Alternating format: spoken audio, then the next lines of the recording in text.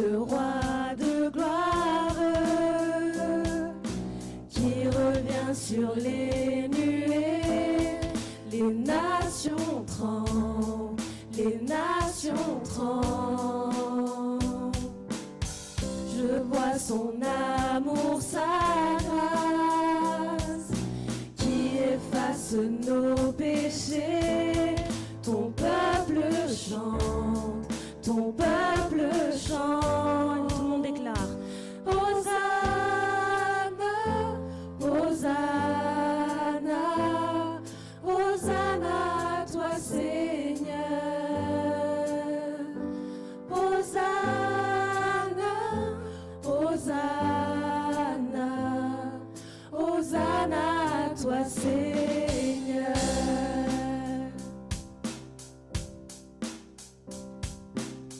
Je vois une génération qui prend sa place avec foi, le cœur fervent, le cœur fervent. Je vois venir un réveil qui s'attise quand nous prions. Nous te cherchons, nous te cherchons. Hosanna, Hosanna, Hosanna à toi Seigneur. Hosanna, Hosanna, Hosanna à toi Seigneur.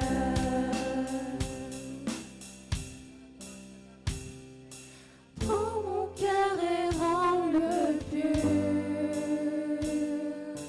Ouvre grand mes yeux à ta vérité.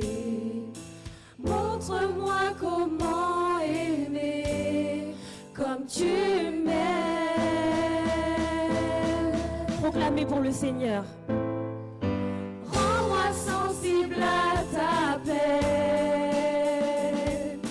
Tout en moi vit pour voir venir ton règne. Dès maintenant et pour toute l'éternité. Hosanna, Hosanna, Hosanna à toi Seigneur. Hosanna, Hosanna, Hosanna à toi Seigneur. Hosanna à toi Seigneur. Hosanna à toi Seigneur.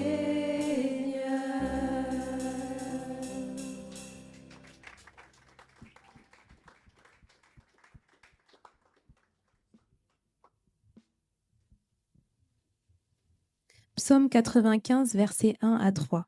Venez, chantons avec allégresse à l'Éternel, poussons des cris de joie vers le rocher de notre salut.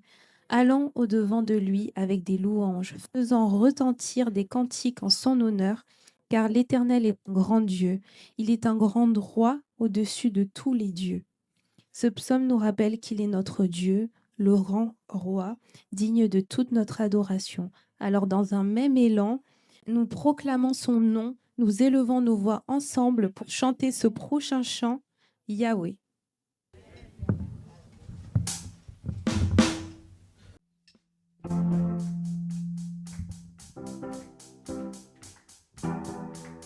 Et on peut taper des mains.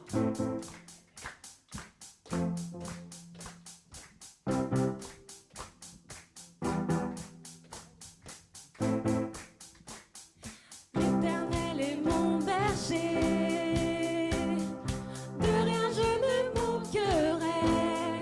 Oh mon âme, chante mon âme, pas à pas il me conduit, au bord des eaux calmes je le suis. Oh mon âme, chante mon âme, oui toujours le bonheur et la grâce m'accompagneront devant sa face. dans sa présence, tellement de joie, tellement de joie. Et tant qu'il se trouve auprès de moi, aucun mal, mon âme, tu ne craindras.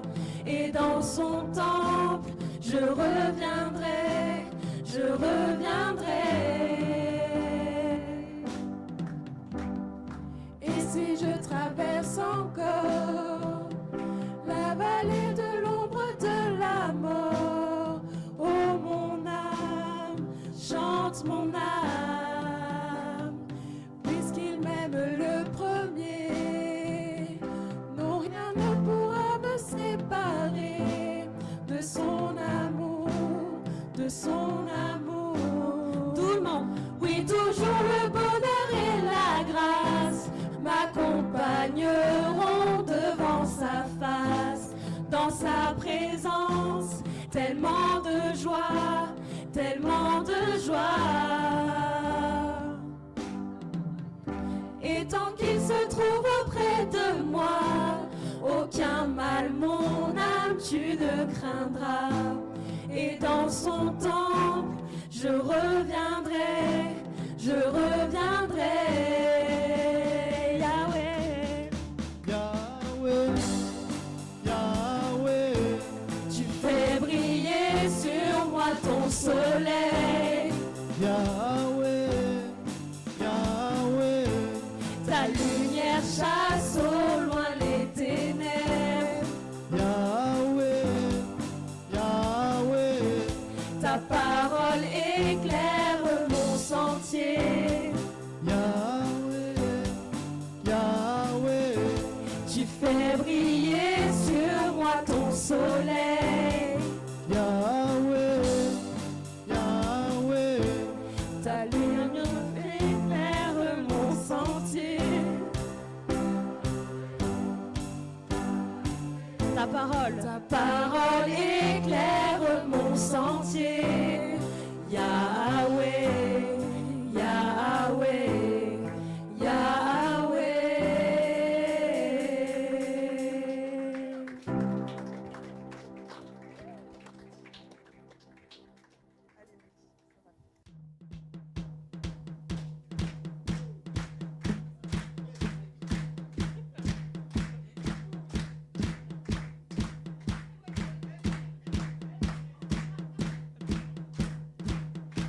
Que ceux qui vivent, Ceux qui vivent, qui respirent, louent son nom, louent son nom, oui, louent son nom, louent son nom. car ceux qui vivent, Ceux qui vivent, qui respirent, louent son nom, louent son nom, oui, louent son nom.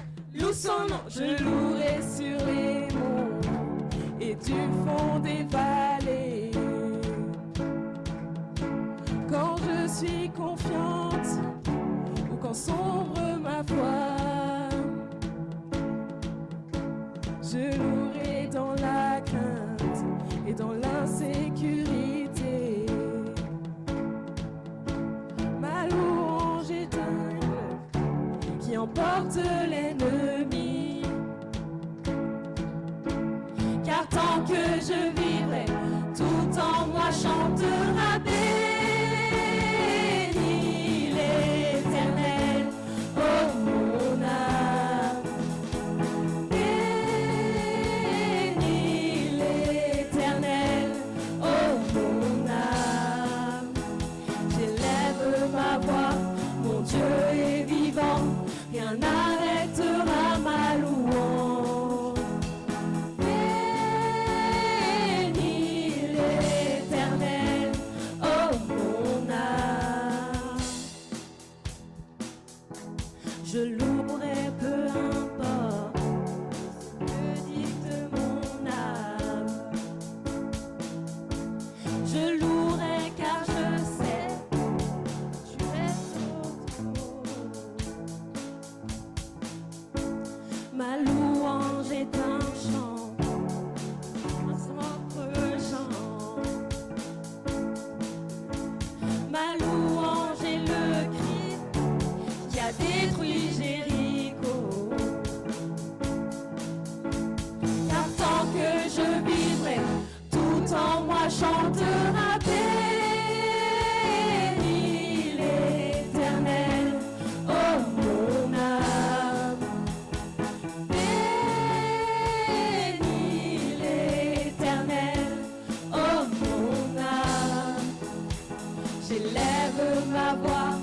Mon Dieu est vivant, rien n'arrêtera ma louange. Bénis l'Éternel, oh mon âme. Bénis l'Éternel, oh mon âme. Bénis l'Éternel, oh mon âme. J'élève ma voix, mon Dieu est vivant, rien n'arrêtera ma louange. Bénis l'Éternel, oh mon âme. Amen. Seigneur, je veux te louer, t'adorer. Que ces chants puissent témoigner de notre amour pour toi. Je veux te remercier, Seigneur. Merci, Père, car tu es notre Père fidèle. Toi seul es fidèle en toutes choses, Seigneur. Ton amour est éternel. Peu importe ce qui peut nous arriver, ce que nous faisons, tu restes le même. Ton amour ne change pas et tu nous aimes malgré nos fautes et nos péchés, Seigneur. Nous ne méritons rien, mais tu as décidé autrement. Tu t'es sacrifié pour nous sauver, Seigneur. Nous sommes là devant toi, rassemblés en ton nom pour te célébrer. Nous voulons te dire combien nous t'aimons, Seigneur. Tu es digne de nos louanges. Je veux m'abandonner en toi, que tu sois au contrôle de toutes choses, même si ce n'est pas facile, Seigneur, d'abandonner ma chair. Prends la première place dans ma vie, Seigneur.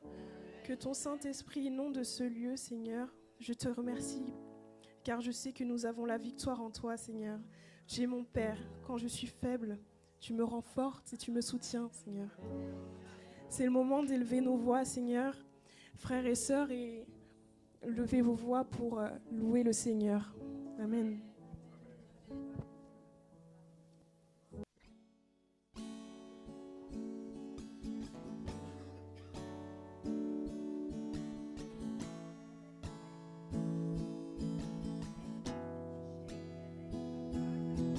Je sais que tu peux m'entendre, je sais que tu t'approches quand je t'invoque.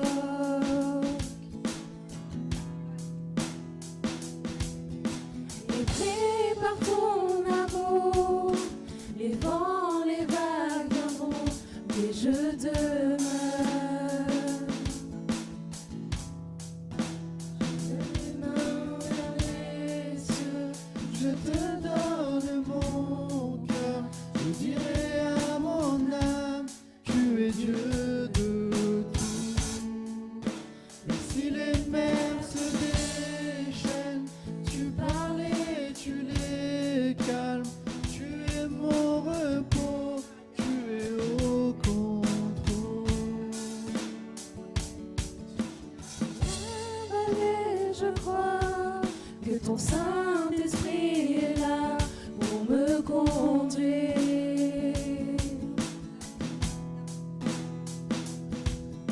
Tu guides chaque étape, parle-moi encore, j'ai besoin de toi. Je lève Lève les mains vers les cieux, Je te donne mon cœur, je dirai à mon âme, tu es Dieu de tout. Si les mers se déchaînent, tu parles et tu les calmes, tu es mon repos, tu es au contrôle. lève les mains vers les cieux, je te donne mon cœur, je dirai à mon âme, tu es Dieu de tout. Même si les mers se déchaînent, tu parles et tu les calmes, tu es mon repos, tu es au contrôle. Tu es mon repos, tu es au contrôle. Pour nous préparer à la Sainte Seine, je vous propose de chanter ensemble un chant qui, en tout cas pour nous, la jeunesse, nous touche particulièrement. Et je veux vraiment que chacun d'entre nous puisse chanter ce chant comme un temps d'intimité avec le Seigneur. On oublie qu'on a des voisins à côté de nous. On oublie qu'on est dans une paroisse. On est en intimité avec le Seigneur. Donc je vous propose de prendre ce chant cœur à cœur.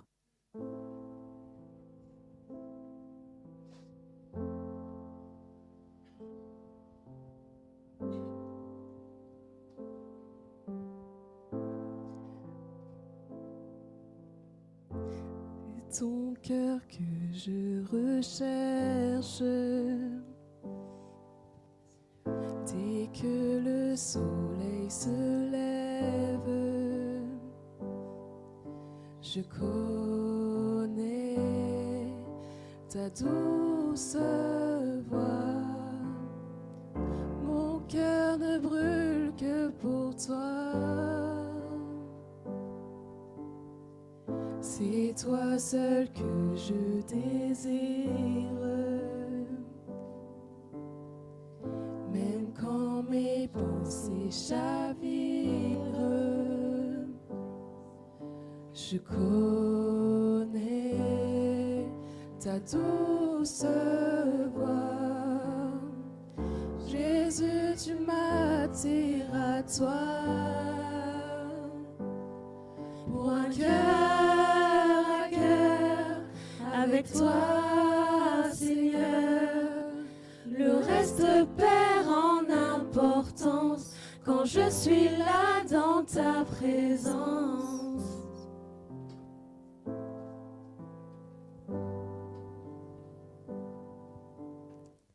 Dans tes bras je me repose.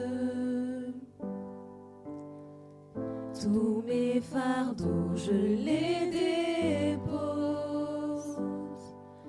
Je connais ta douce voix.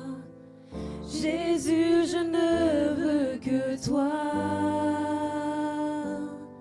Pour un cœur à cœur avec toi, Seigneur.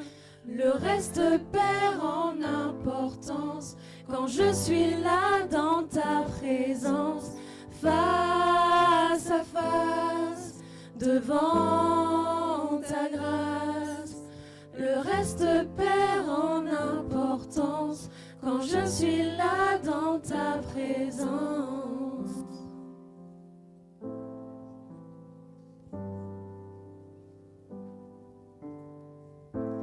Je plie le genou, j'abandonne tout.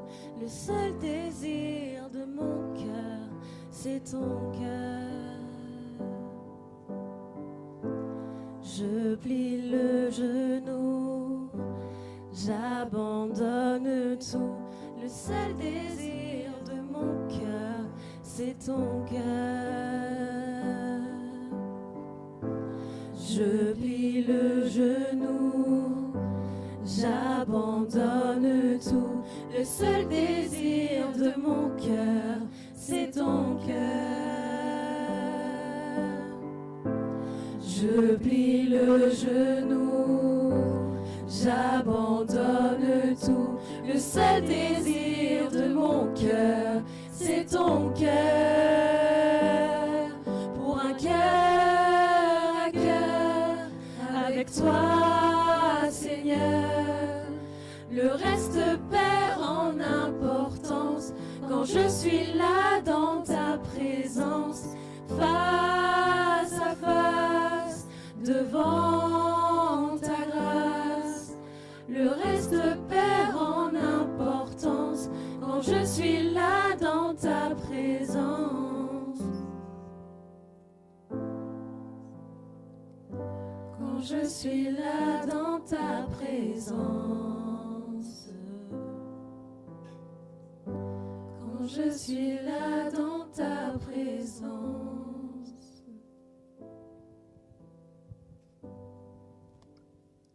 Je vais faire une confidence ce matin.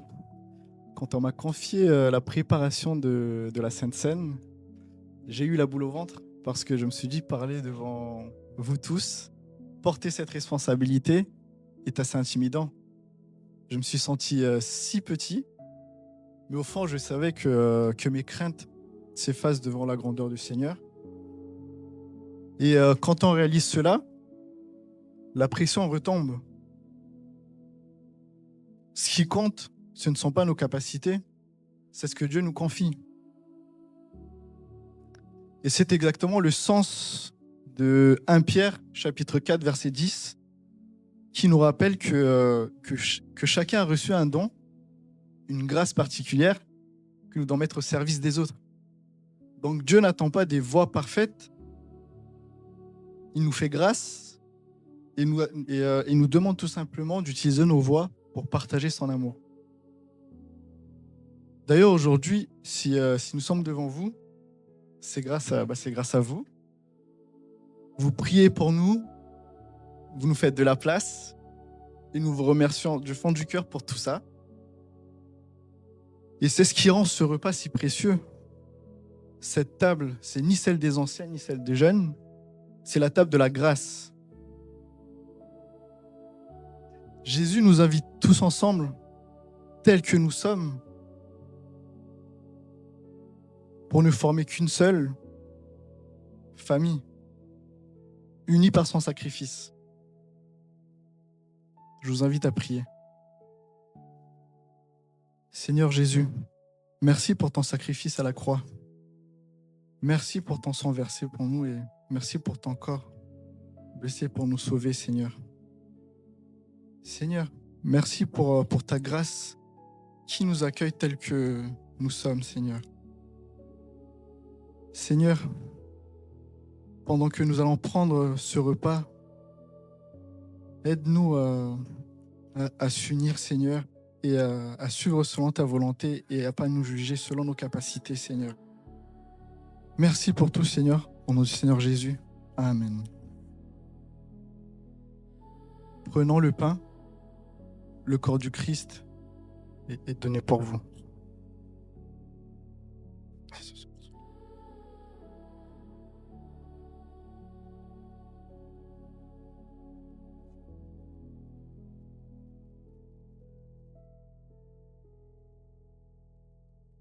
Prenons la coupe. Le sang du Christ a été versé pour nous, pour pardonner nos péchés.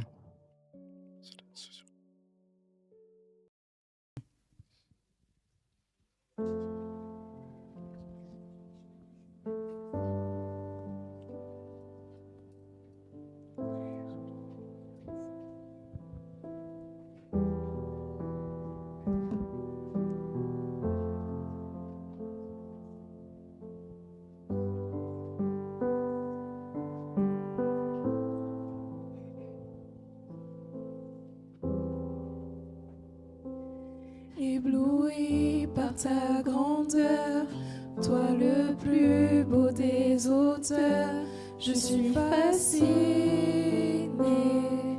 par toi. Les mots me manquent pour te décrire, mes chants ne suffisent pour te dire, je suis fasciné par toi.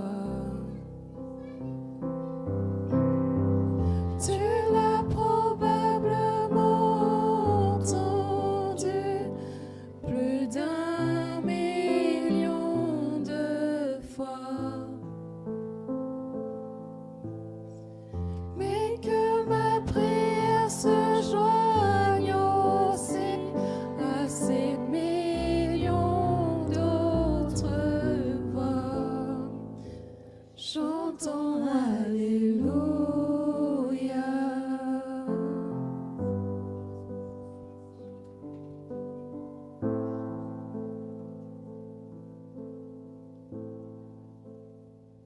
Si humble face à l'infini, mon cœur dit combien tu es digne, je suis fasciné par toi. Et plus j'apprends à te saisir, plus il m'en reste à découvrir, je suis fasciné par toi.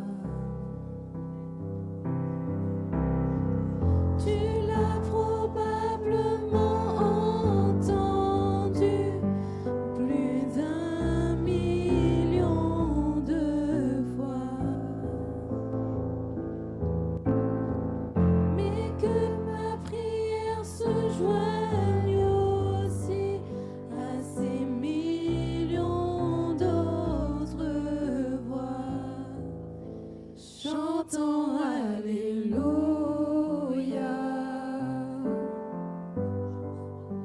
Chantons Alléluia.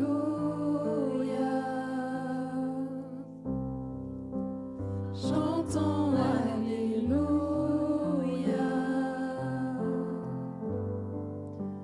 Chantons Alléluia.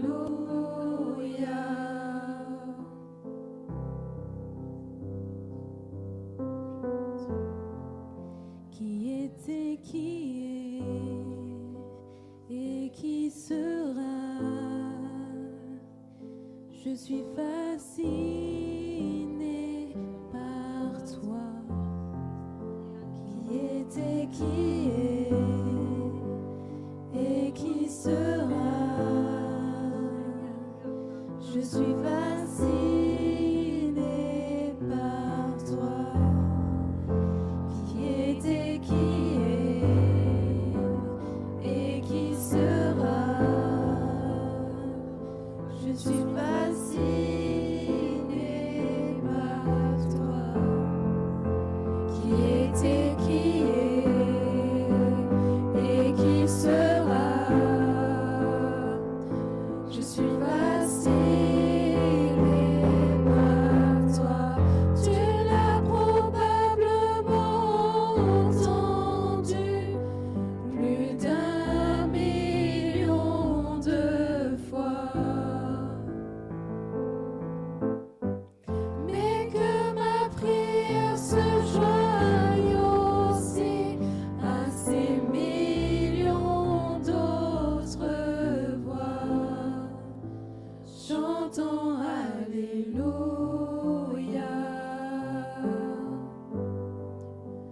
Chantons Alléluia.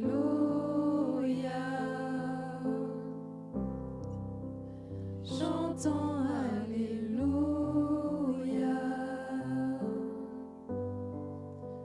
Chantons Alléluia.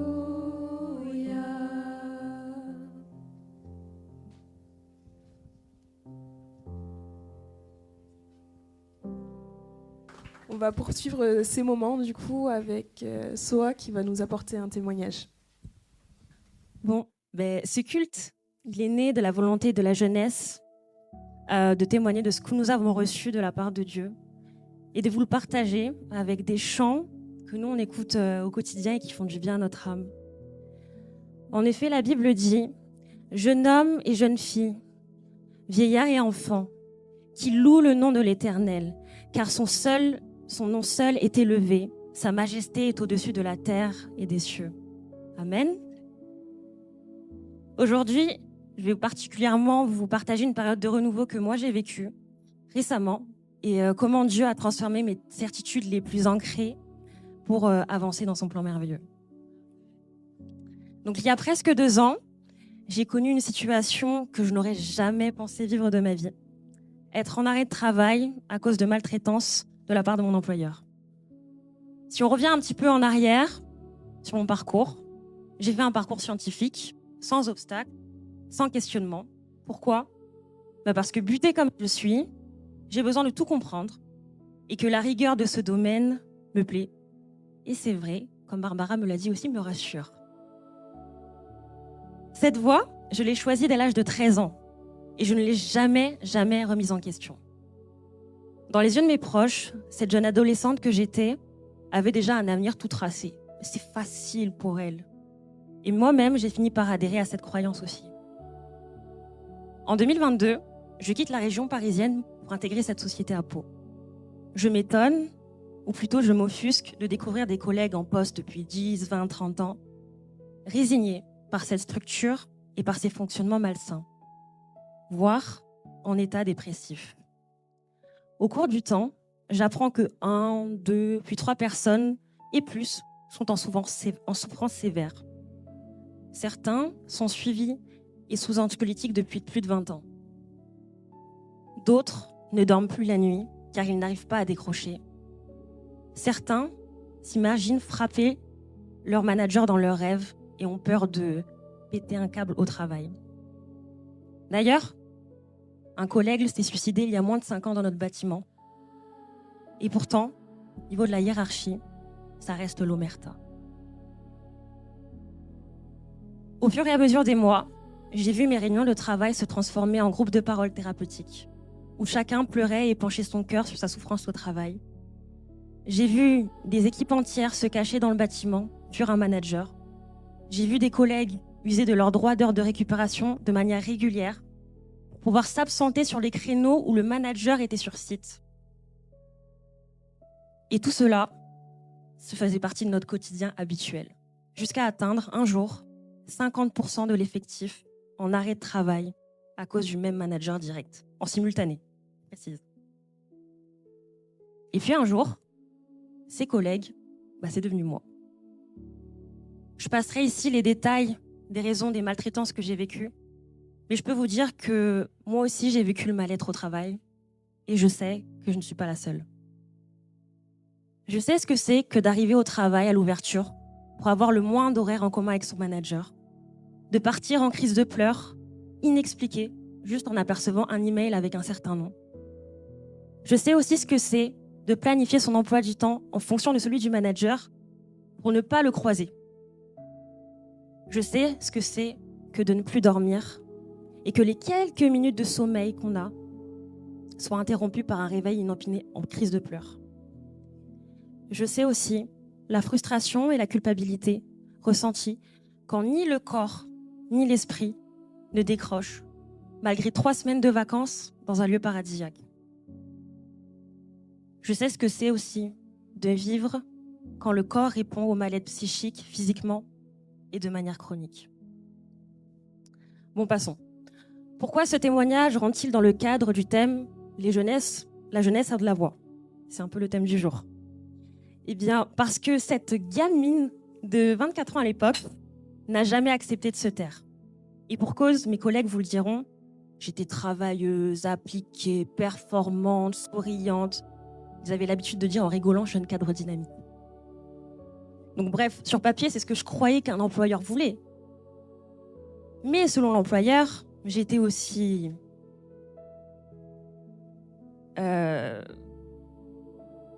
intègre, ce que certains appellent aussi rigide, rigoureuse, ce que d'autres disent pointilleuse, engagée, ce que l'employeur voit comme rebelle, altruiste, et on m'a cité du doigt pour être sensible. En fait, ça reste une question de point de vue, n'est-ce pas ? Je croyais profondément que le Seigneur m'avait appelé à ce moment à combattre pour la bonne part, et c'était mon énergie de tous les jours, alors même que j'en avais plus. Est-ce que vous connaissez les versets 1 Timothée 6, 12 et 1 Pierre 2, 20 à 22 ? Comme ça, peut-être pas. Mais je vais vous les lire et je pense que ça fera écho à beaucoup d'entre nous. 1 Timothée 6, verset 12. « Combat le bon combat de la foi, saisis la vie éternelle, à laquelle tu as été appelé, et pour laquelle tu as fait une belle confession en présence d'un grand nombre de témoins. » 1 Pierre 2, 20 à 22. « En effet, quelle gloire y a-t-il à supporter de mauvais traitements pour avoir commis des fautes ? Mais si vous supportez la souffrance lorsque vous faites du bien, c'est une grâce devant Dieu. Et c'est à cela que vous avez été appelés. Parce que Christ a aussi souffert pour vous, vous laissant un exemple afin que vous suiviez cette trace. » Amen. En fait, dans ces versets, c'était moi, quoi. Alors, j'ai tout secoué. Les collègues, les managers. Puis avec le temps, c'est parti en affaires personnelles, en cas personnel contre moi. Alors là, il y a tout le monde qui a été sollicité. Le médecin du travail, les représentants du personnel. C'est même parti jusqu'à la DRH. C'est même parti jusqu'au directeur d'établissement. Alors mes collègues, ils me disaient de faire attention parce que j'étais devenue la cible à mettre au placard. Mais pour moi, c'est pas grave, puisque je combattais pour la justice et j'étais déterminée à aller jusqu'au bout, quitte à tout perdre. Mon poste, ma carrière et même ma santé. Après tout, si Dieu est avec nous, qui sera contre nous ?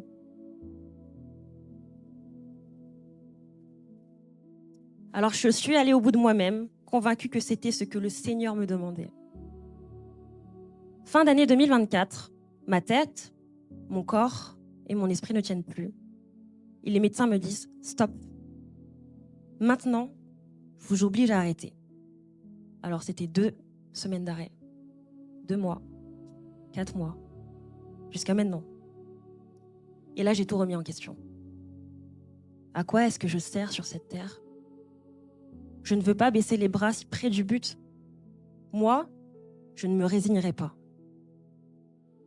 De là, m'est né un dégoût profond pour le milieu professionnel en général.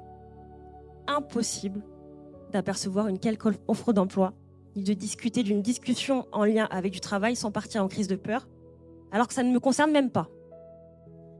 À cela, le monde me disait « Tu as raison, mais c'est partout pareil. Hein. » Ou encore « Tu es tout à fait normal, c'est pas toi le problème. » Et ça, c'est des phrases que j'ai détesté entendre.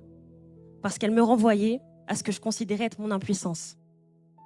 Oui, c'est pas moi de rester immobile, résigné contre la maltraitance, le mensonge, la dissimulation. Mais dans ma bataille, j'avais fini par diriger davantage mes pensées sur la bataille que sur celui qui combattait pour moi. Mon Dieu. J'ai fini par vivre une lutte avec ma circonstance au lieu de voir le moment où le Seigneur m'a appelé au repos. Durant ces mois d'arrêt, de repos, mes pensées, elles étaient envahies par les mêmes questions répétitives. Qu'est-ce qui fait sens pour moi ? Comment être cohérente avec mes valeurs ? Comment apporter davantage à l'être humain dans le milieu pro ? Qu'est-ce qui est sain pour moi et pour mon foyer ? En fait, c'est quoi mon objectif maintenant ? Et puis un jour, d'une discussion est née la seule idée qui m'animait, c'est créer un projet de broderie artisanale à Madagascar. Alors moi, avec mes analyses sans fin, on est parti dans un brouillon de projections. Plan A, plan B, plan C si le plan A ne marche pas, et l'analyse de risque. Et voilà un peu une idée de mon brainstorming. Premier point, j'aide des locaux qui vivent avec moins de 2 € par jour, en évitant qu'ils cumulent 2-3 métiers par jour, et en leur assurant un salaire. Ok, ça va. Leurs enfants et leurs petits-enfants, du coup, pourront aller à l'école, ils ne seront pas obligés d'aller travailler au champ. Ok, ça c'est bien. Ce projet permet aux personnes motivées d'apprendre, de travailler, et même les analphabètes. Alors là, j'étais bien. On définit ensemble les horaires de travail, comme ça leur permet aux travailleurs d'avoir une flexibilité sur leur vie de famille et personnelle. Et le projet, il est basé sur la confiance réciproque et la valorisation de l'humain. Mais sur les moyens financiers, humains, matériels, je fais comment à 10 000 km de ça ? Bon, résumé, vous l'aurez compris. J'ai souhaité recréer un environnement professionnel pour les autres que je ne retrouvais pas moi dans cette société. Alors j'ai mûri ce projet, le seul qui à ce moment-là faisait sens pour moi. Juste dans ce projet, j'ai appris, et j'apprends toujours, l'obéissance d'avancer à l'aveugle, conduite par le Saint-Esprit. Loin de, premièrement, mes certitudes. Ce que je mets dedans, c'est l'objectif, l'analyse et après la performance, les compétences, les raisonnements scientifiques. Je pense que vous avez cerné un peu le personnage. Deuxième point, loin de mes analyses de risque. Bah oui, j'ai peur d'échouer, donc j'essaie de me rassurer tout le temps, mais là, ok, step back. Troisième point, et pas des moindres, ça m'a pas tant impacté moi, mais je sais que c'est une pression pour beaucoup. Loin de la pression sociale. L'idée d'être rentable. Et puis Dieu a béni tout cela et m'a ouvert des portes semaine après semaine. Amen.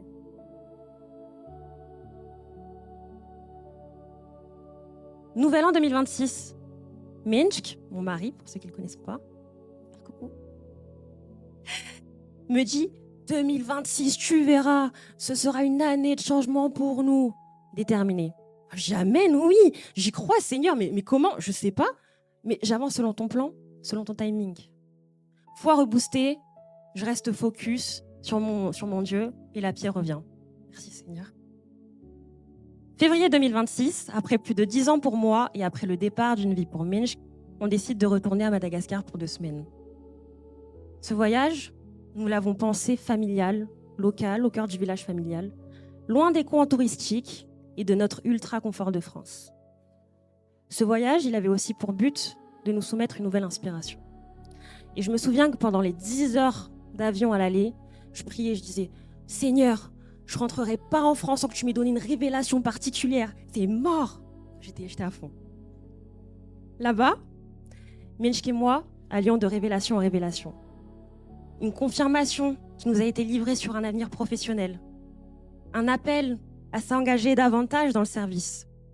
Des confirmations sur les désirs de nos cœurs. Et puis surtout, un feu qui grandissait jour après jour, à mesure de nos visites.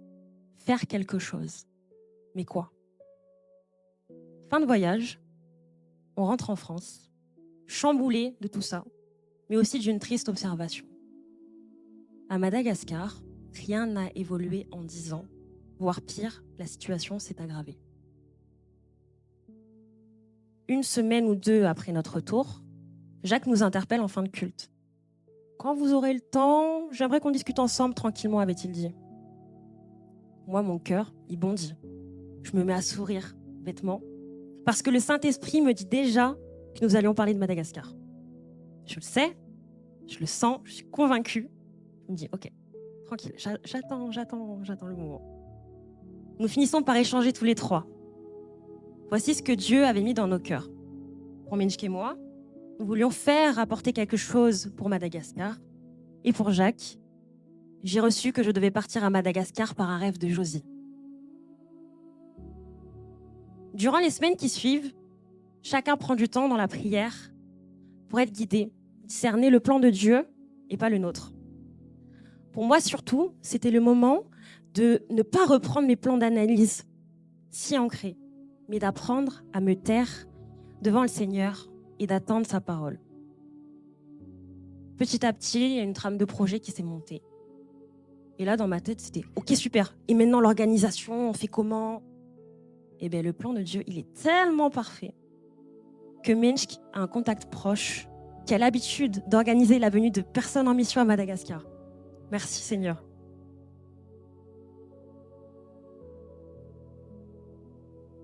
Voici comment est né un deuxième projet qui est la réponse à mes prières et même beaucoup plus.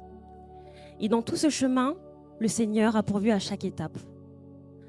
Après que j'ai accepté de lâcher autant convenu, de me recentrer sur l'essentiel, sur mon Dieu, mon Père, d'avoir obéi aussi, d'avoir attendu dans le silence sans m'agiter, avoir espéré après lui. Et par toutes ces phases, Dieu a pu préparer et travailler mon cœur. Et c'est cette image de la jeunesse en action que nous voulions vous partager aujourd'hui.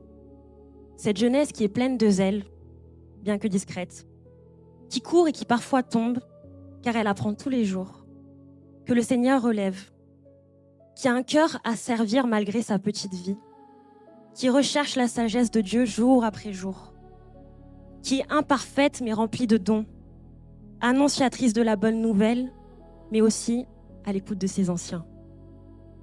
En bref, une jeunesse en mission qui a de la voix. En ce sens, aujourd'hui, nous annonçons qu'une petite partie de cette jeunesse composera ce qu'on pourra appeler la Team Jesus, qui partira sur le projet de mission à Madagascar. Durant une dizaine de jours, l'équipe y animera des conférences et visitera des œuvres pour partager l'amour de Dieu selon les axes suivants. Écoutez, selon qu'il est écrit, réjouissez-vous avec ceux qui se réjouissent et pleurez avec ceux qui pleurent, dans Romains 12, verset 5.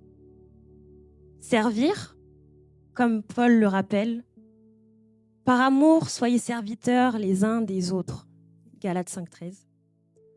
Annoncez, bien sûr, à les fêtes de toutes les nations des disciples, les baptisant au nom du Père, du Fils et du Saint-Esprit, comme le Seigneur Jésus-Christ nous l'a demandé. Partagez du temps. Petit enfant, n'aimons pas en parole et avec la langue, mais en action et vérité, comme le mentionne l'apôtre Jean. Et enfin, chérir seront la parole. Tu aimeras le Seigneur ton Dieu de tout ton cœur, de toute ton âme, de toute ta pensée. C'est le premier et le plus grand commandement. Et voici le second qui lui est semblable. Tu aimeras ton prochain comme toi-même. De ces 2 commandements dépendent toute la loi et les prophètes. Que ce témoignage soit pour chacun d'entre nous un encouragement à marcher confiant, aveuglément dans le plan de Dieu. Et cela veut dire aussi accepter de changer de saison, car il est maître de nos circonstances. Lui-même prendra soin de nous. Amen.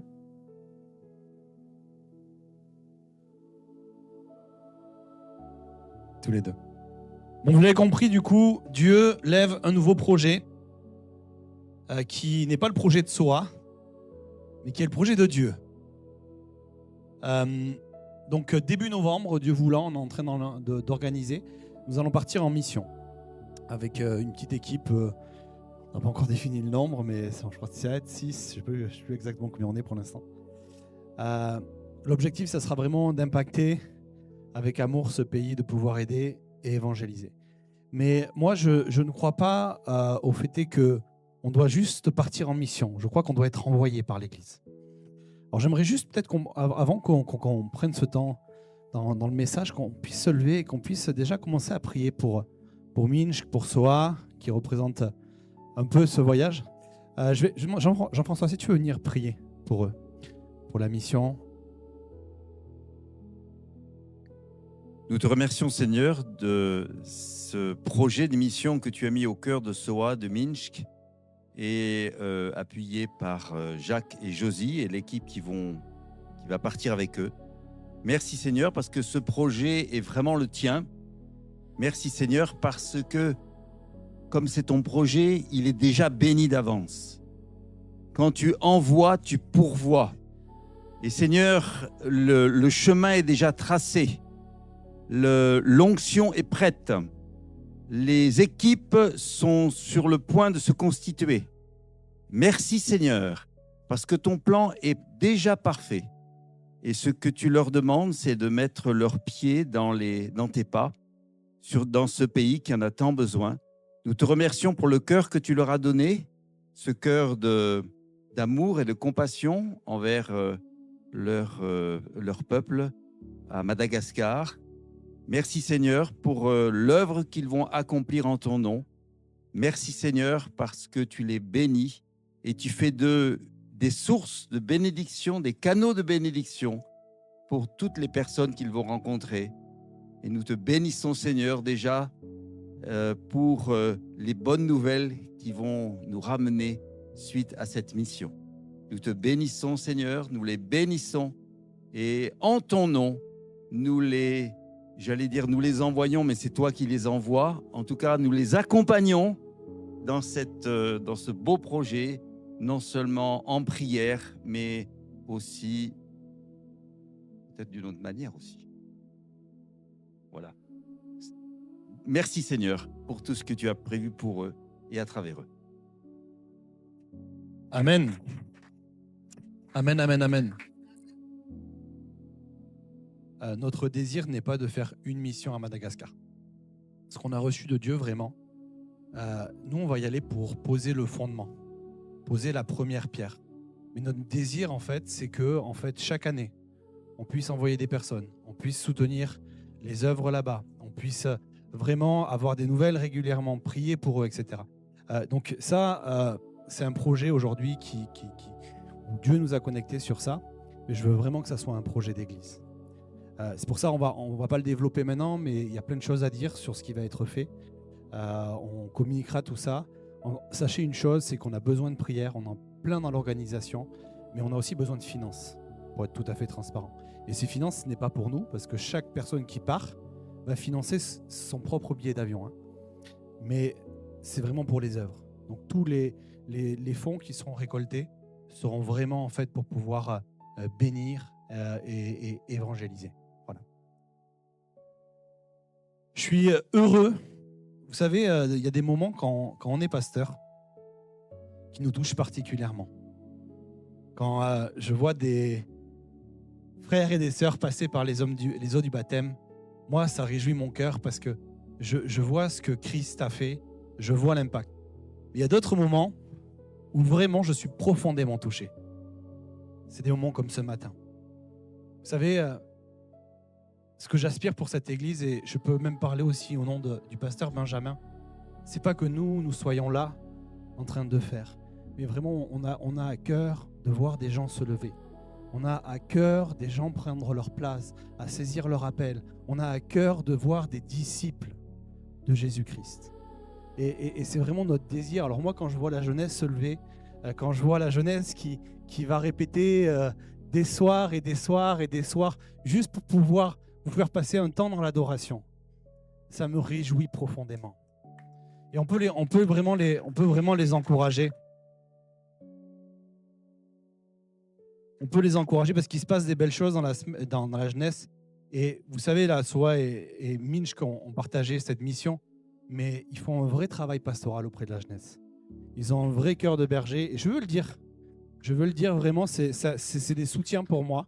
Et vraiment, j'aspire à que chacun puisse rentrer dans le dépôt que Dieu a donné à chacun. Et je crois en effet que ce matin, ce n'est pas juste un culte où la jeunesse a de la voix.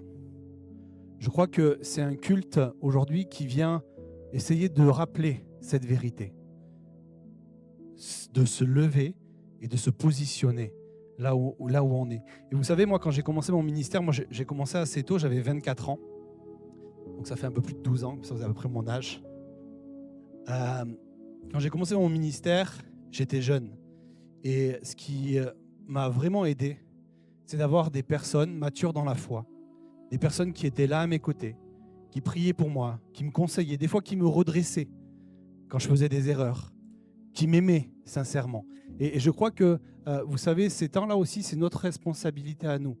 Je crois que l'Église est remplie de générations différentes, de maturité dans la foi différente, et nous sommes tous appelés à veiller les uns sur les autres, à aiguiser le fer, à s'aiguiser les uns avec les autres. Et je crois qu'aussi, c'est notre responsabilité de prendre soin de nos jeunes et d'être aussi des témoins pour nos jeunes. Je vous encourage vraiment à saisir cela. Et ce matin, Dieu, alors forcément, ça va être un peu influencé avec le culte de jeunes, il m'avait donné d'autres passages, pour vous dire. Et au moment où je méditais, vraiment, Dieu m'a mis un texte à cœur.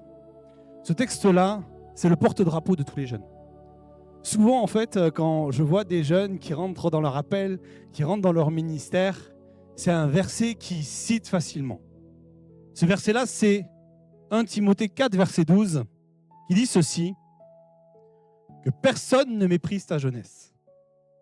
Et là, ces jeunes, à chaque fois, ils portent le drapeau, que personne ne méprise ta jeunesse. Mais voyez-vous, l'apôtre Paul donnait une vérité assez intéressante, c'est qu'il parlait en effet à Timothée. Timothée qui était un jeune pasteur qui rentrait dans le ministère, mais voyez-vous, Timothée faisait partie d'une culture. Une culture où l'âge était importante. Une culture où l'expérience était importante. Une culture où le témoignage de vie donnait de la crédibilité. Et lui, il avait une responsabilité, c'était d'enseigner, encourager, reprendre, conduire, veiller sur une église. Mais le problème, c'est qu'il était jeune. Et à son époque, la jeunesse était méprisée. Dans cette culture, c'était difficile d'être jeune. Mais Paul va lui dire que personne ne méprise ta jeunesse. Alors, c'est vrai que si on s'arrête, on pourrait se dire, mais Jacques, tu vas prêcher pour les jeunes aujourd'hui. Non, je vais prêcher pour chacun d'entre nous. Parce que je crois que vraiment, l'un des plus grands obstacles à l'appel, l'un des plus grands obstacles à la destinée, au projet que Dieu dépose dans notre cœur, c'est nous-mêmes. Et je peux vous dire qu'il y a des personnes qui sont matures dans la foi, qui ont vécu des choses avec Dieu depuis des années, mais elles sont restées bloquées. Elles sont restées bloquées parce qu'il y a eu du mépris. Il y a eu du mépris, et quand je parle de mépris, comprenez bien ceci, je ne parle pas seulement du mépris que les autres ont fait envers chacun d'entre nous.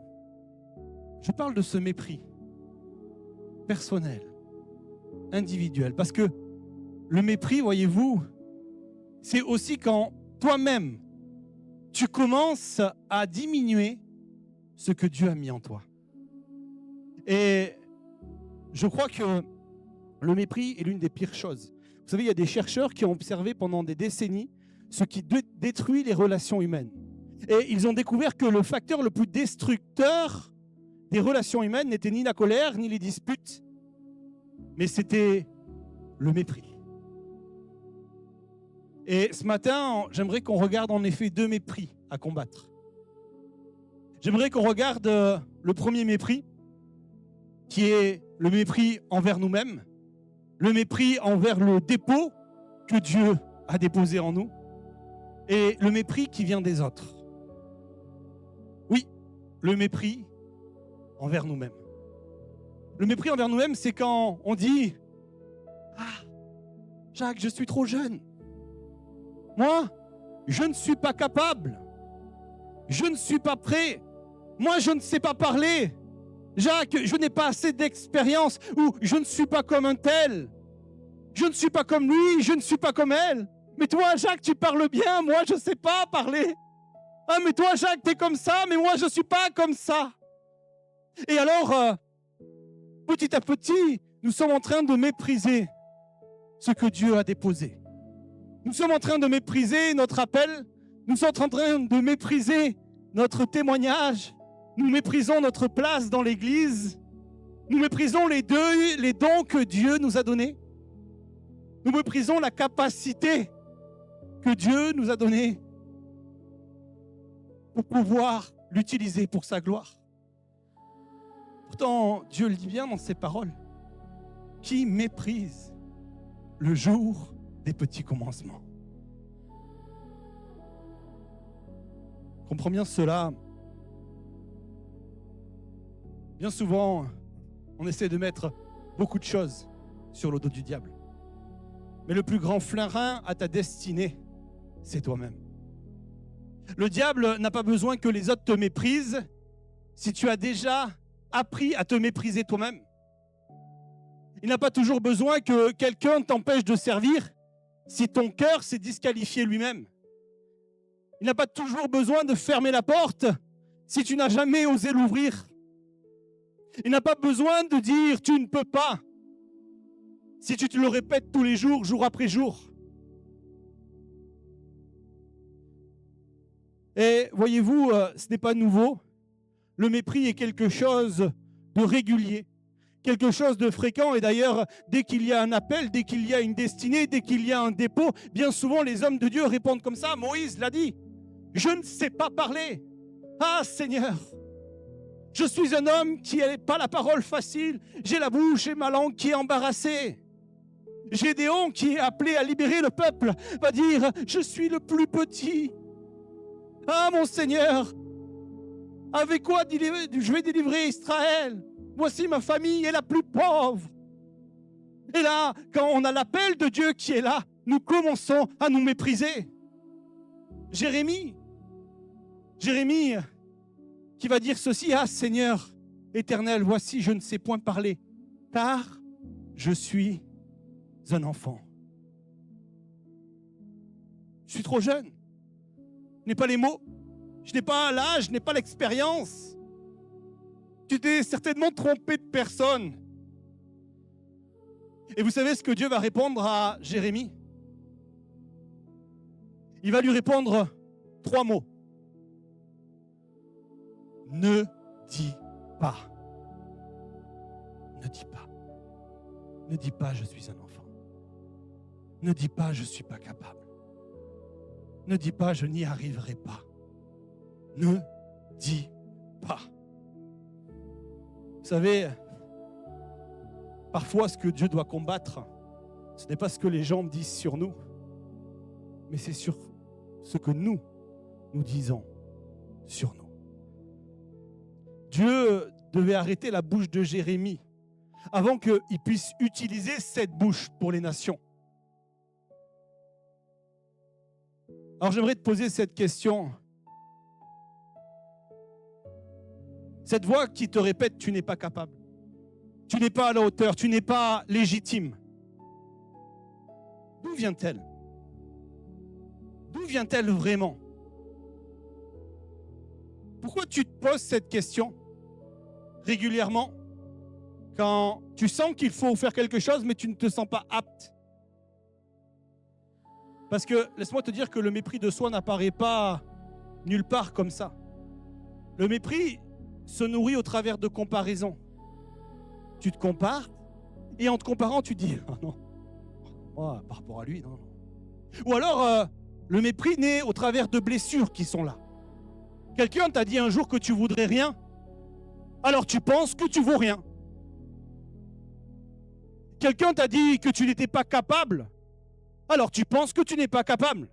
Et alors le mépris se nourrit de mensonges que tu as fini par prendre pour la vérité. Mais laisse-moi te dire qu'un mensonge répété 1000 fois reste un mensonge. Laisse-moi te dire que la voie du mépris n'est pas la voie de Dieu. Et pire que ça.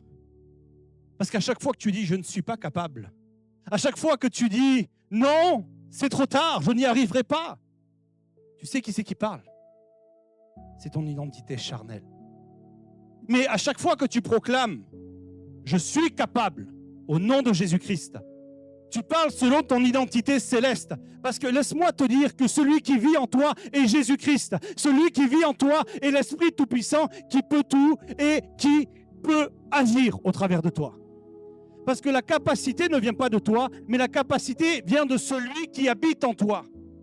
Et c'est là que tout change. Écoute ce que Paul va dire lui-même. 2 Corinthiens 3, verset 5 dit ceci. Ce n'est pas à dire que nous soyons par nous-mêmes capables de concevoir quelque chose comme venant de nous. Notre capacité, au contraire, vient de Dieu. Si tu te regardes seulement à toi, tu trouveras des raisons de reculer. Si tu te regardes à ton passé, tu trouveras des raisons de ton incapacité. Ou même pire, des raisons d'avoir honte. Si tu regardes à tes limites, tu trouveras des raisons d'avoir peur. Mais si tu regardes à Christ, tu trouveras la force d'obéir. Vois-tu, Dieu ne te demande pas de servir, de te lever avec les ressources de ta chair. Mais il t'appelle à marcher, comme soi l'a répété, avec une totale dépendance à son esprit.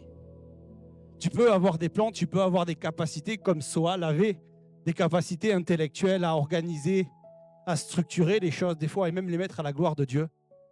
Mais si tu n'es pas dépendant de Dieu, tu n'iras pas très loin. Et j'aimerais aussi te partager quelque chose de personnel. Parce que c'est un constat que j'ai fait face au mépris et je l'ai fait par moi-même. L'une des choses que j'ai longtemps fait et que je vois beaucoup de personnes faire aussi, c'est camoufler le mépris derrière une forme d'humilité. Pendant des années, j'ai eu du mal à dire que j'étais pasteur. J'ai passé des années dans une église où je ne disais pas que j'étais pasteur, que j'avais un petit troupeau, que je prêchais, que j'ai été formé, tout simplement parce que... Mais non, je ne vais pas le dire. Qui suis-je? Moi, je suis un petit pasteur comparé à eux. Eux, ils ont une grosse église, moi, je ne suis pas grand-chose. Et voyez-vous, j'étais là et je me disais, non mais c'est aussi une forme d'humilité de ne pas se mettre trop en avant. Je ne fais pas de vagues. Et oui, quelque part, je pensais que c'était de l'humilité, mais voyez-vous, parfois ce qu'on appelle humilité n'est pas de l'humilité. C'est du mépris déguisé. Du mépris envers l'appel que Dieu a déposé, envers le dépôt que Dieu a déposé, envers ce que Dieu nous a demandé de porter. Et sous prétexte d'humilité, on n'ose pas dire les choses, on n'ose pas dire l'appel que Dieu a déposé en nous, on n'ose pas dire, en effet, combien Dieu nous utilise. Mais c'est du mépris.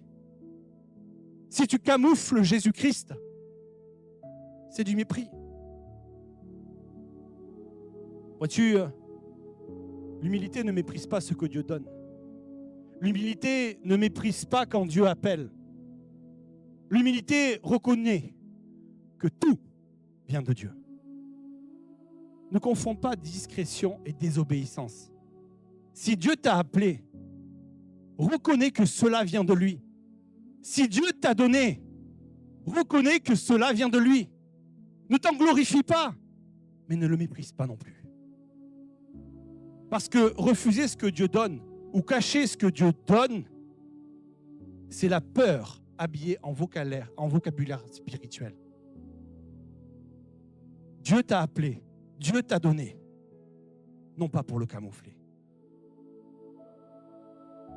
Tu sais pourquoi c'est si sérieux de prendre en considération ce que Dieu t'a donné? Parce que Dieu a été clair. Dans Matthieu 25, il nous est clairement dit de ne pas gaspiller notre talent. Il y a une personne qui l'a fait. De peur qu'il perde, il a préféré enterrer. Il a seulement enterré et il dit c'est bon, ça va suffire. Pourtant, il a été appelé mauvais serviteur. Dieu désire que nous arrêtons de marcher dans le mépris, mais que nous saisissions pleinement l'identité qu'il nous a donnée. Et ce matin, Dieu est en train de faire la même chose qu'il a fait avec Jérémie. Il est en train de te reprendre avec douceur et de dire « Ne dis pas ça. Ne dis pas ça. Arrête de penser que tu n'es pas assez pour servir, que tu n'es pas assez pour faire. Oui, mais Jacques, tu sais, là, tu me parles de faire les choses, mais je ne sais même pas ce que Dieu veut que je fasse. Je ne sais même pas mon appel. Je ne sais même pas, et moi j'attends, et j'ai rien. » Voici la phrase que j'entends et que j'entends dans mes entretiens. Et je vais te dire quelque chose. Tu n'as pas besoin d'entendre qu'un ange vienne dans ta chambre te saisir par l'épaule et te parler d'une voix audible pour te dire « Là, fais ça ». Tu as juste besoin d'ouvrir la parole de Dieu et tu lis « Allez, faites de toutes les nations des disciples ».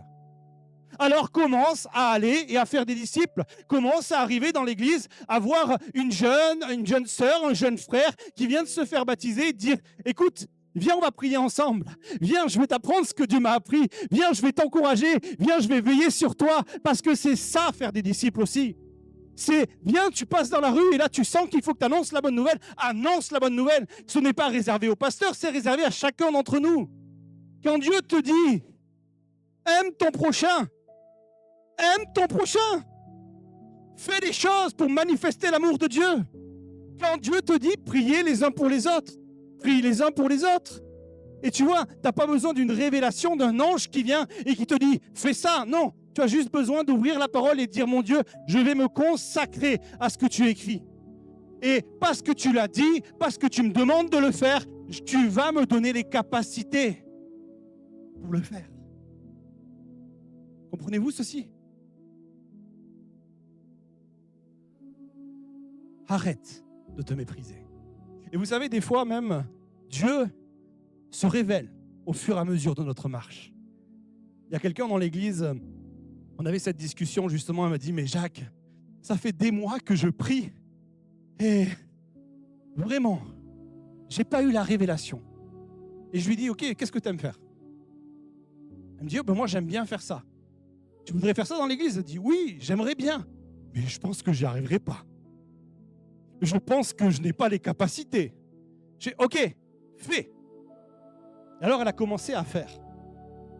Et quelques temps, il y a 2 semaines en arrière, elle est venue me voir, elle m'a dit « Oh, Jacques, je sens que je suis équipé pour ça.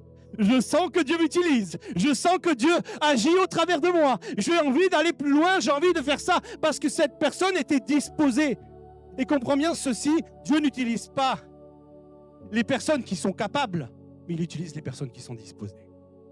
Alors, sois disposé pour Dieu. Arrête de te mépriser. Vous voyez, quand cette jeunesse se lève et nous bénit, c'est parce qu'elle est disposée. Le deuxième chose que j'ai envie de te partager, c'est le mépris qui vient des autres. Parce que oui, c'est une réalité. Parfois, le mépris vient de nous-mêmes, mais bien souvent, ce sont les autres qui ne voient pas ce que Dieu voit. Et laissez-moi vous dire que, en tant que pasteur, des fois, je ne vois pas ce que Dieu voit. Et c'est OK, vous avez le droit de le dire. Parce que le pasteur n'est pas parfait. Le pasteur n'est pas Dieu. OK? Et il ne faut pas vous mettre sous un joug d'un homme. Vous savez, parfois, les autres regardent dans notre âge et disent non, grandis plus. Quand j'ai répondu à l'appel, j'avais vraiment 2 ans de conversion. Mais les personnes ont juste dit, OK, vas-y. Parfois, les gens voient notre passé et commencent à nous dire non, trop de blessures, trop de difficultés, non, c'est pas possible. Mais Dieu ne regarde pas tes blessures, il regarde ce qu'il est en train de construire, jour après jour. Parfois, les gens vont regarder tes limites, mais Dieu, lui, va regarder sa grâce. Alors, j'aimerais te partager ce passage qui est dans 1 Samuel 16, verset 7, qui dit ceci. « L'Éternel ne considère pas ce que l'homme considère.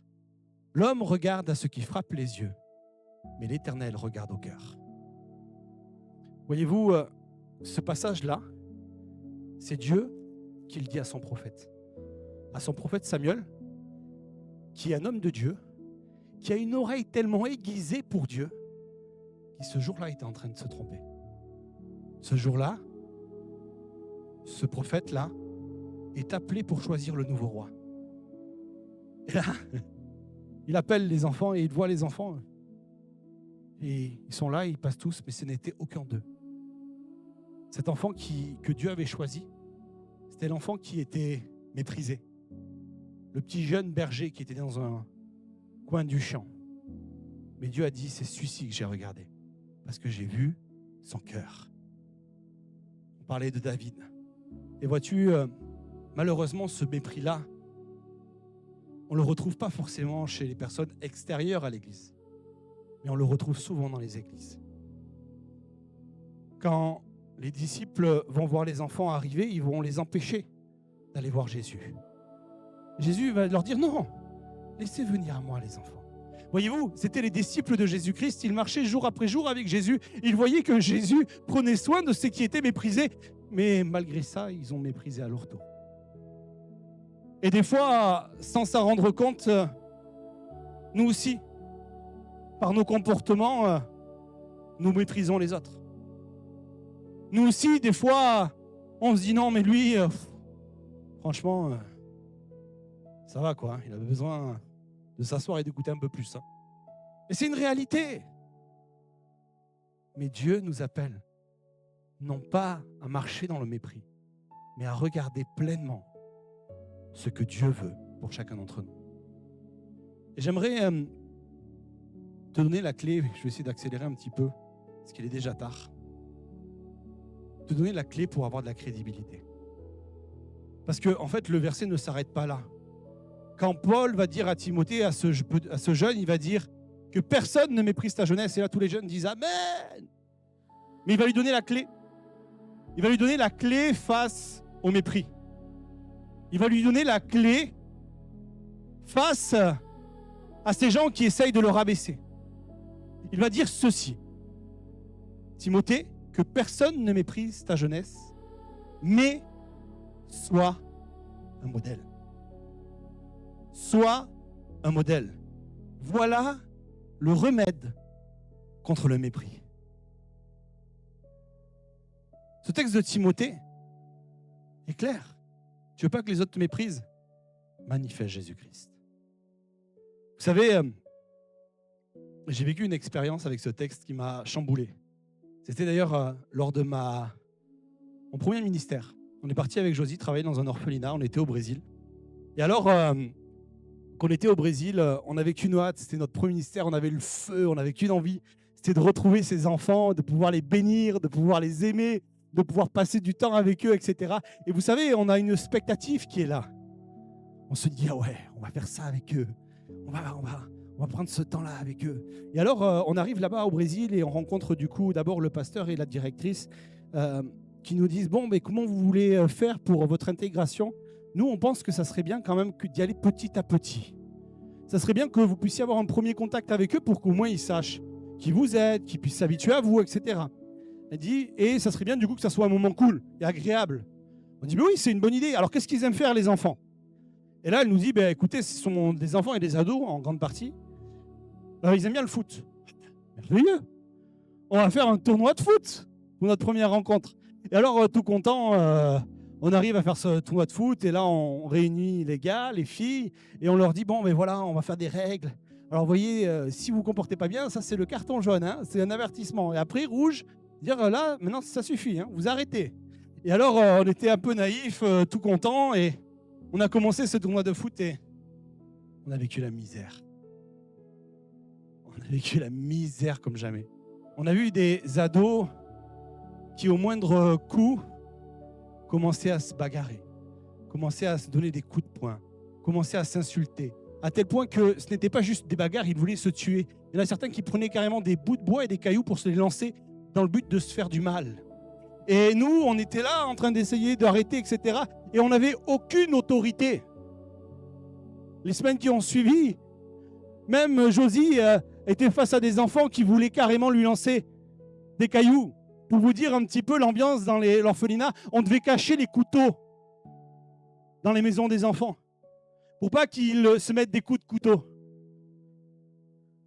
Et quand on est arrivé là avec Josie le premier soir, on était là dans notre lit et on n'arrivait pas à dormir. Et on se disait, je ne suis pas capable, je ne suis même pas papa.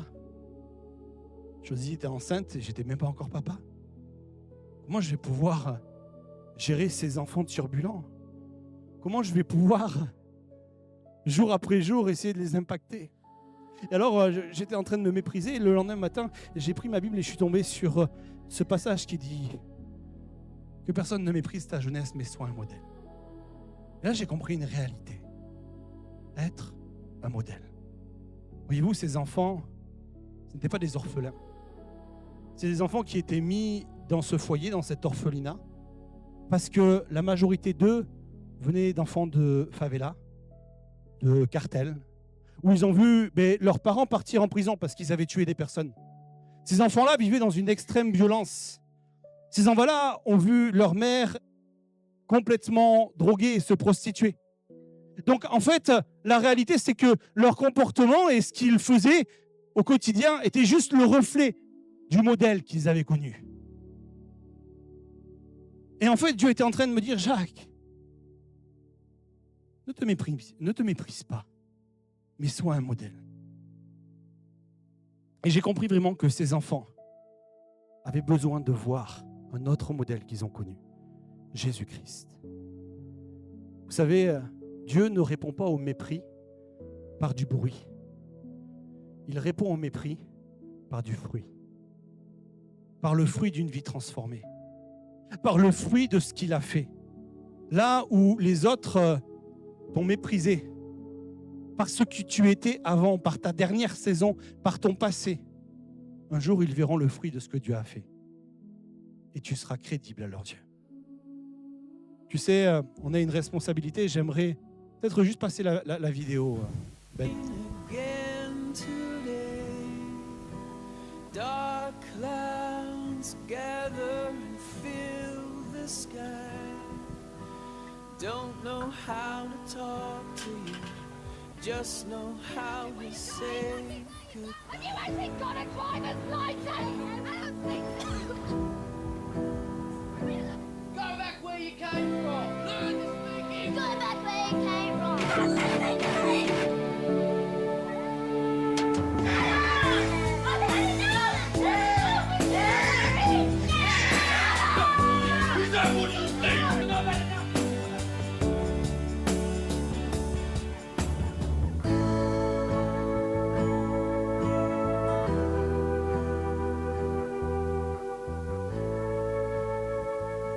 Nous reproduisons tous ce que nous voyons. Et vous savez, il y a des études, des chercheurs qui ont fait une étude approfondie et qui ont déterminé la chose suivante. la manière la plus efficace de transformer une vie, c'est l'exemple. C'est être un modèle. Et moi, ce que j'aime dans cela, c'est que ces chercheurs ont fait cette étude, c'était l'université d'Harvard. Et alors qu'ils ont fait cette étude aujourd'hui, on voit de plus en plus le monde qui prend un autre tournant. On voit des influenceurs qui arrivent dans le but de nous influencer, dans le but de pouvoir être des exemples pour nous, pour pouvoir commercialiser certains produits. Mais ce qui me fascine dans cela, c'est que cette réalité qui est présente aujourd'hui et qu'on a fait au prix de l'expérience de la vie, Jésus-Christ l'a déjà montré. Jésus-Christ est venu et a dit « Vous êtes la lumière du monde ».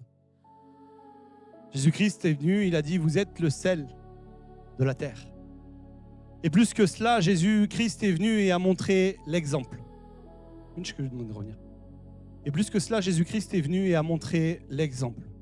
L'exemple d'une vie. L'exemple d'un amour sacrificiel. Ce Dieu qui était parfait et qui est venu sur nous mourir à la croix dans le but de pouvoir nous impacter. Et voyez-vous, pour transformer ce monde, Jésus a pris une décision radicale. Il a pris 12 personnes, 12 hommes, dans le but de pouvoir les impacter individuellement. Et que ces 12 hommes soient tellement ressemblants à Jésus-Christ qu'on se moque d'eux et qu'on les méprise à leur tour et qu'on dise « Hé, regardez, c'est les petits Christ, les petits Jésus. » Parce que oui, c'est ce que ça veut dire chrétien. Ils étaient tellement à la ressemblance de Christ que on se moquait d'eux, on les méprisait. Mais ces 12 hommes, malgré le mépris, ont continué à être des modèles. Ont décidé de ne pas regarder au mépris, ont décidé d'arrêter de se mépriser eux-mêmes et de marcher selon ce que Dieu a donné. Et ces 12 hommes ont impacté aujourd'hui le monde. Ce sont des milliards et des milliards et des milliards de personnes qui, à leur tour, sont devenus des disciples. Alors aujourd'hui, Dieu t'appelle à arrêter de te mépriser. Dieu t'appelle à arrêter de regarder au mépris des autres. Mais Dieu t'appelle à montrer l'exemple, à être ce modèle, à être ce témoin, à prendre justement le témoin de la course. Vous savez, dans l'athlétisme, il y a souvent ça, il y a le témoin qui est là et on court à toute vitesse dans le but de le tendre à quelqu'un et que le témoin soit passé. Ta mission est claire ici et je vais te la répéter. Ta mission, ce n'est pas la carrière. Ta mission, c'est de faire des disciples. Et ça, peu importe où tu es. Peu importe ton aire, si tu es dans une entreprise, si tu as une entreprise, si tu es étudiant, si tu es à la retraite, Dieu t'appelle à transmettre ce témoin. Et ça passera seulement par ce que tu dégageras. Et pas au prix de ta propre force, mais au prix de celui qui est en toi. Alors, je voudrais juste qu'on prenne un petit temps de prière et qu'on se rappelle que Dieu nous dise d'arrêter de nous mépriser et de saisir pleinement le fait est que nous devons être ce modèle pour Dieu et à la gloire de Dieu. Alors je veux juste prier pour vous maintenant. Alléluia.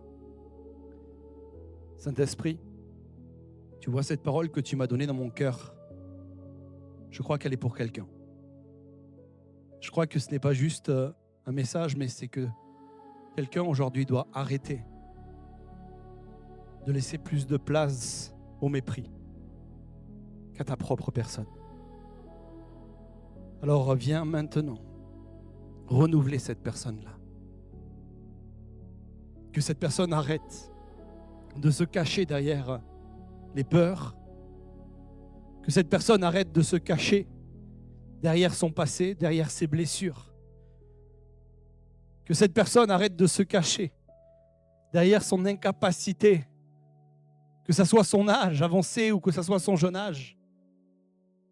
Que cette personne saisisse aujourd'hui que tu l'appelles à se lever encore et encore. Père, nous ne voulons pas être l'assemblée d'un seul homme. Mais nous voulons être l'assemblée de tes enfants qui se lèvent dans la portion que tu as donnée à chacun d'entre nous. Nous voulons être l'assemblée, Seigneur, qui arrête de mépriser, Seigneur, tous nos freins. Seigneur, mais que nous soyons, Seigneur, pleinement en accord avec le dépôt que tu nous donnes. Je demande particulièrement que aujourd'hui, Seigneur, des décisions se prennent au plus profond de leur cœur, Seigneur. Et tu vois, c'est une décision personnelle qui est là. Une décision que tu appelles, et je crois que tu es en train d'appeler des personnes individuellement à saisir cela. Je ne veux pas faire un appel pour que ce soit le pasteur qui prie pour eux, Seigneur. Mais je veux que dans leur intimité, des gens décident de se repositionner. Des gens décident de se positionner dans plus de toi. Mon Dieu, travaille en chacun d'entre nous. Travaille en nous pour travailler au travers de nous.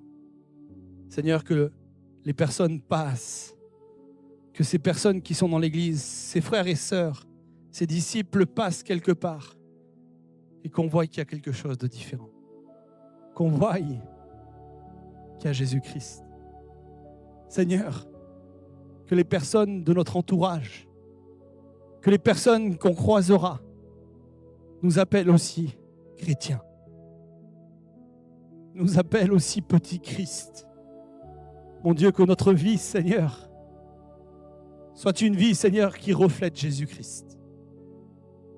Alors je te demande particulièrement de venir maintenant casser tous les mensonges qui ont été déposés depuis trop longtemps. Casser, Seigneur, les blessures afin que tu prennes la place. À toi soit la gloire, Jésus-Christ. Amen. Amen. Si tu t'es identifié à cette prière, c'est une décision importante qui t'est donnée. Cette décision, elle ne sera pas toujours facile. Parce que je peux te le dire, servir Dieu et se positionner, pas facile. Il y a des combats. Les décisions, des fois, qu'on doit prendre, on doit faire taire la chair pour laisser l'esprit parler. Et ce n'est pas toujours facile. Mais crois-moi, ça vaut le coup. Et tu te sentiras à ta place. Alors, je vais rappeler juste les jeunes maintenant pour nous accompagner dans un dernier chant. La parole de Dieu nous enseigne que l'offrande est un acte d'amour et de reconnaissance et d'adoration envers notre Seigneur. La Bible nous dit dans 2 Corinthiens 9, verset 7, que chacun donne comme il a décidé dans son cœur, sans regret ni contrainte, car Dieu aime celui qui donne avec joie. Recevons cette parole avec simplicité, que ce temps soit vécu dans la liberté selon ce que chacun a décidé dans son cœur, sans pression ni contrainte. Ce qui compte aux yeux de Dieu, c'est avant tout notre cœur, notre foi et la joie avec laquelle nous venons devant lui. L'œuvre de Dieu ne se construit pas uniquement à travers les offrandes, elle grandit aussi lorsque nous participons à la vie de l'Église, lorsque nous servons avec amour, que nous nous soutenons les uns et les autres, que nous encourageons notre prochain et que nous demeurons unis dans la foi. Chaque geste accompli avec amour pour Dieu et pour notre prochain contribue à faire avancer son œuvre. Que ce moment soit vécu dans la paix, la joie et la reconnaissance. Que le Seigneur bénisse les offrandes qui seront présentes aujourd'hui, qu'il continue de fortifier et d'utiliser son Église pour faire avancer son œuvre.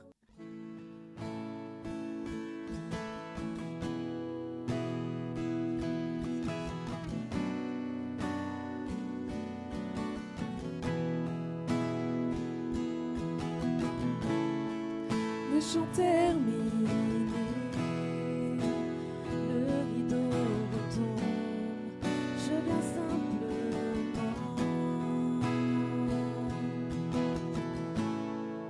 porter mon offrande, car j'ai le désir de réjouir ton cœur. J'apporte plus qu'un beau chant. Chanter ne suffit pas, pour répondre à ton appel. Les apparences sont trompeuses, tu vois bien au-delà. Oh Dieu, tu sondes mon cœur. Je reviens au cœur de la louange. Tout est centré sur toi, centré sur toi, Jésus. Oui, je renonce à tous mes faux semblants pour tout centrer sur toi, centré sur toi, Jésus.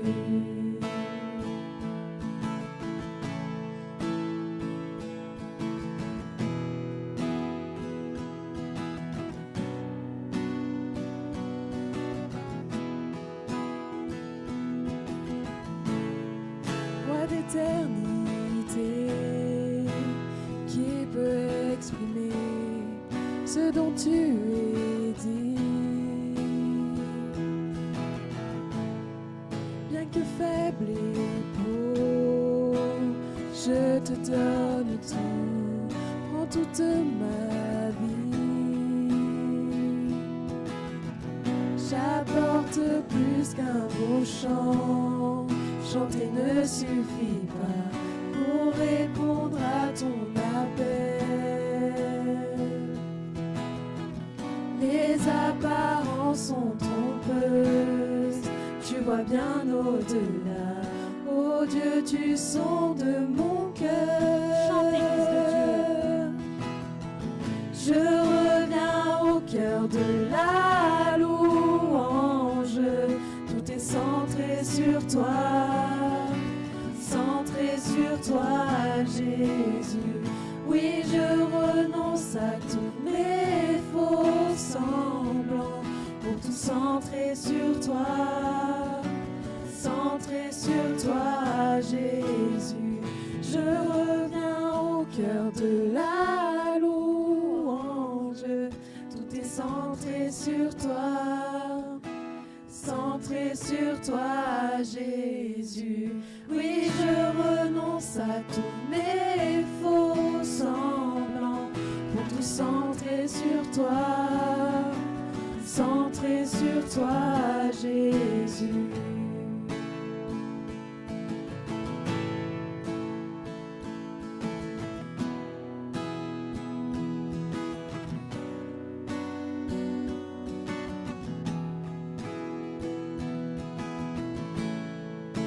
Centré sur toi, centré sur toi,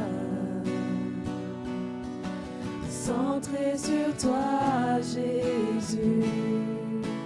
Centré sur toi, centré sur toi, centré sur toi, Jésus.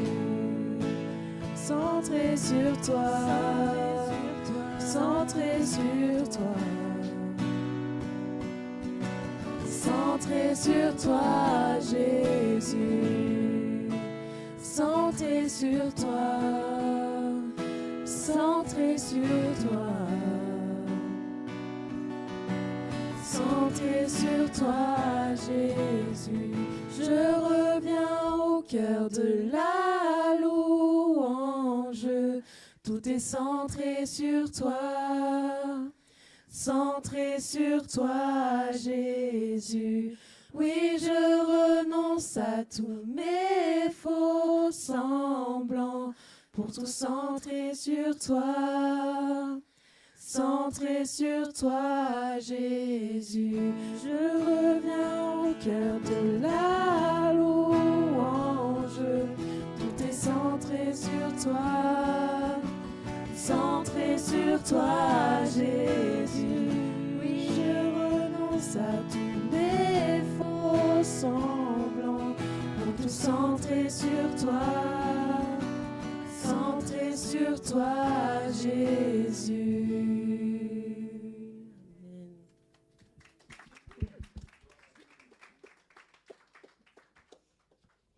Pour le dernier chant, j'invite tous les jeunes à monter sur l'estrade, si vous plaît. Ah, je précise, les jeunes sur l'estrade et le reste de l'église debout en chantant et en dansant. Pardon.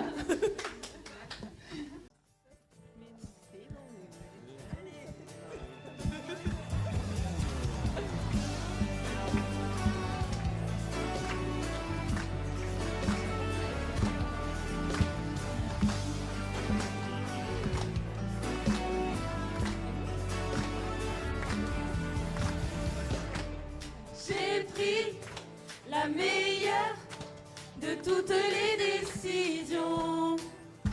Je n'ai plus de frayeur, j'ai choisi ma position. Tant que je vivrai, je t'adorerai. J'élèverai ton saint nom en tout temps. Désormais, je n'ai plus peur, je suis bien décidée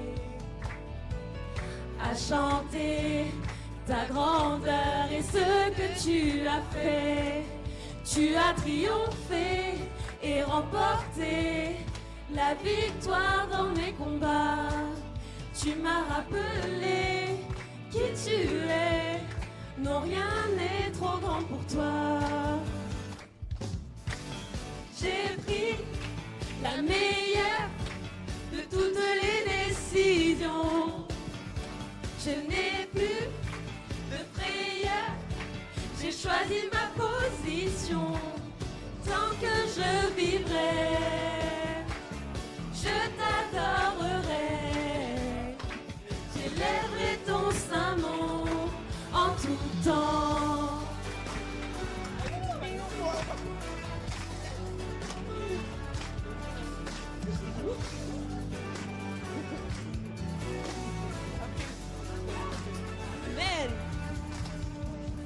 Désormais, je n'ai plus peur, je suis bien décidée à chanter ta grandeur et ce que tu as fait. Tu as triomphé et remporté la victoire dans mes combats. Tu m'as rappelé qui tu es. Non, rien n'est trop grand pour toi. J'ai pris la meilleure de toutes les décisions. Je n'ai plus de frayeur. J'ai choisi ma position. J'ai pris la meilleure de toutes les décisions. Je n'ai plus de frayeur. J'ai choisi ma position. Tant que je vivrai, je t'adorerai. J'élèverai ton saint nom en tout temps.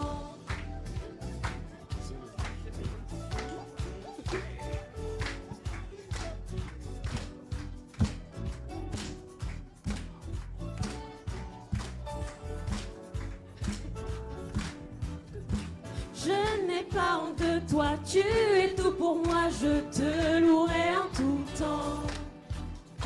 Je n'ai pas honte de toi, oui, compte sur moi, je le dirai en tout temps. Et messieurs, Je n'ai pas honte de toi, tu es tout pour moi, je te louerai en tout temps. Je n'ai pas honte de toi, tu comptes sur moi, je te louerai en tout temps. mesdames, je n'ai pas honte de toi, tu es tout pour moi, je te louerai en tout temps. Je n'ai pas honte de toi, oui, compte sur moi, je le dirai en tout temps. Tout le monde, je n'ai pas honte de toi, tu es tout pour moi, je te louerai en tout temps. Je n'ai pas honte de toi, oui, compte sur moi, je le dirai en tout temps. Dernière fois. Je n'ai pas honte de toi, tu es tout pour moi, je le louerai en tout temps. Je n'ai pas honte de toi, oui, compte sur moi, je le dirai en tout temps. J'ai pris la meilleure de toutes les décisions. Je n'ai plus de frayeur. J'ai choisi ma position. J'ai pris la meilleure de toutes les décisions.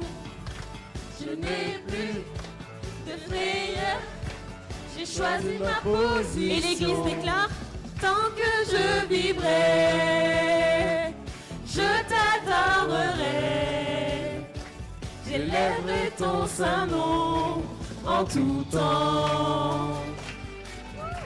On vous souhaite un bon dimanche. Bon dimanche à tous. Bon dimanche à tous.